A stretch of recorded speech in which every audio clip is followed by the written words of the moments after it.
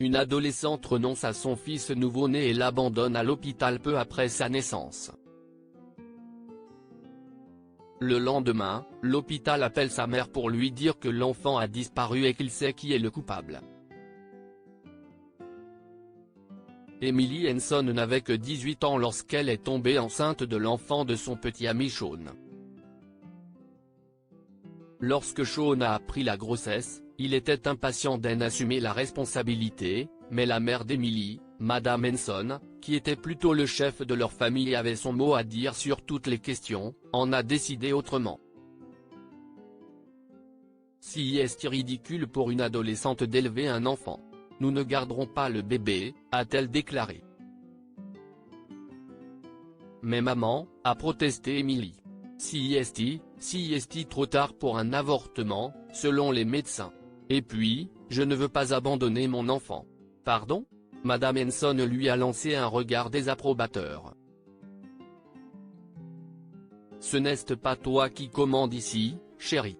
Tu sais quoi, il y a toujours une solution à tous les problèmes. Quand tu auras accouché de ce bébé, nous le laisserons à l'hôpital, a-t-elle dit fermement. Emily et son père sont tous deux opposés à cette idée, mais en fin de compte, la volonté de Madame Henson triomphe une fois de plus.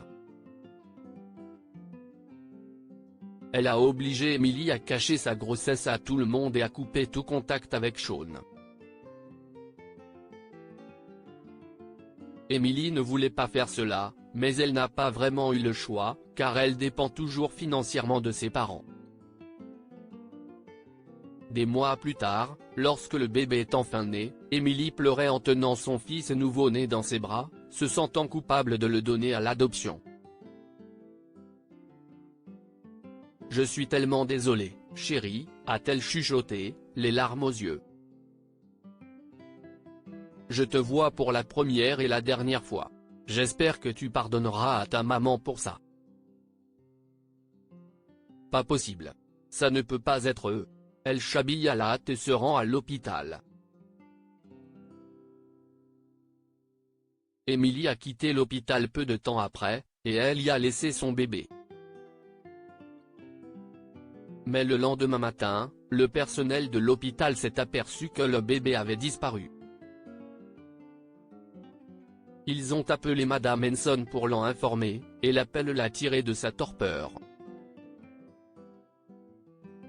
Je suis désolé de vous déranger si tôt, Madame Henson, a dit le médecin d'Emily, mais votre petite fille a disparu de l'hôpital. Nous pensons savoir qui est derrière tout ça, alors venez à l'hôpital le plus vite possible. » Elle l'a cherché partout et l'a appelé, mais il n'a pas répondu. Emily, elle aussi, était introuvable. Madame Henson s'est alors souvenue des mots du médecin. « Nous pensons savoir qui est derrière tout ça. Pas possible. Ça ne peut pas être eux. » Elle chabilla à la hâte et se rendit à l'hôpital, où elle découvrit que les médecins avaient surpris M. Henson quittant l'hôpital avec le bébé sur les caméras de sécurité. Une infirmière lui avait remis le bébé. À ce moment-là, le sang de Madame Henson bouillait. Comment a-t-il pu faire une telle chose?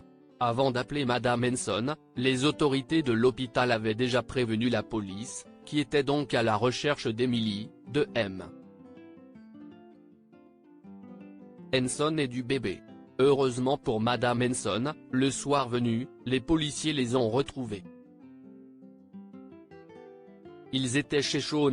Quand Madame Henson y est arrivée avec les policiers, elle était enragée. Mais cette fois, sa fille et son mari lui ont tenu tête. Nous n'abandonnerons pas l'enfant, Laura, a dit M. Henson. Si tu veux nous forcer à nouveau, oublie ça. Officier, ma femme fait pression sur ma fille pour qu'elle abandonne le bébé, mais ma fille et moi ne voulons pas cela. Emily a hoché la tête et a déclaré qu'elle ne voulait pas abandonner l'enfant. Les policiers ont prévenu Madame Henson qu'elle n'était pas censée forcer Emily de cette façon parce qu'elle avait 18 ans et pouvait prendre des décisions pour elle-même. Cela a rendu Madame Henson encore plus furieuse. « N'oublie pas notre accord, Josh. Je ne laisserai pas le bébé rester dans ma maison. Après tout, cette maison est à moi. Elle m'appartient. » Eh bien, Laura, a dit M. Henson. Tu peux y vivre seul parce que je vais demander le divorce. Je n'ai assez que tu prennes toujours les décisions. Emily a dû voler son enfant et fuir l'hôpital comme une voleuse. Nous en avons assez de ton obstination. Au revoir, Laura. Madame Henson n'arrivait pas à croire ce qui se passait. Mais elle était plus arrogante, qu'elle est sortie en trombe de la maison et a signé avec plaisir les papiers du divorce que M. Henson lui a envoyé plus tard. Pendant que la procédure de divorce se déroulait, M. Henson et Emily sont restés chez Sean. Sean et Emily étaient ravis d'être à nouveau ensemble et de retrouver leur bébé. À la suite de leur divorce, M. Henson a droit à la moitié de leurs biens en guise de règlement équitable, mais au lieu de retourner vivre dans la maison avec Madame Henson, il a décidé d'en louer une partie, contre la volonté de cette dernière. Puis il s'est installé avec Sean et Emily dans leur nouvelle maison avec son petit-fils, Albert. Pendant ce temps, Madame Henson se lasse du locataire de M. Henson, Chris, qui poursuit une carrière dans la musique. Sa pratique musicale était tout sauf supportable pour la femme, et elle ne cessait de se plaindre d'avoir mal à la tête à cause de cela.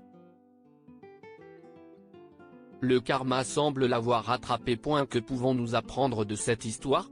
Les enfants ont le droit de décider par eux-mêmes.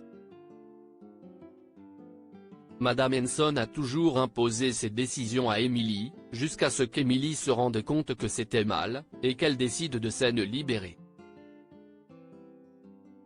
Le mariage se développe dans le partenariat et s'effrite sous la domination. Monsieur Henson en avait assez que sa femme prenne tout le temps des décisions pour eux, alors il a décidé un jour d'y mettre fin. Il a divorcé et a vécu plus heureux avec la famille de sa fille. Lire aussi, une jeune fille de 18 ans a laissé son nouveau-né à l'hôpital. Abonnez-vous à Mon Mama sur Google News.